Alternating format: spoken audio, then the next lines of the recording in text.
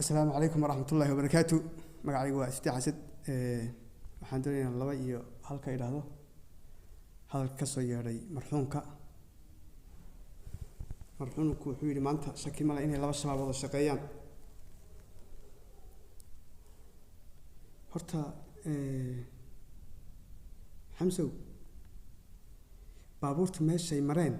halka ana ku tusaya hadda waa ilmaad reelo gaarsiiyay bal fiidiyoga muuqaalka meel dheer gaarsiiyay sawirka halkan ku soo dhigay meesha mareen baday sii mareen markii dambe baday soo mareen annagu shabaab lama shaqeyno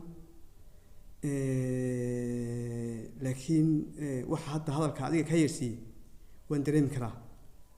waa inaad maalmo sii joogto fila Soomaaliya ayaad hadalka hadda aad u soo turaysaa oo garanayaan wax kale ma damacsan waxaad damacsan tahay inaad maalmo sii joogto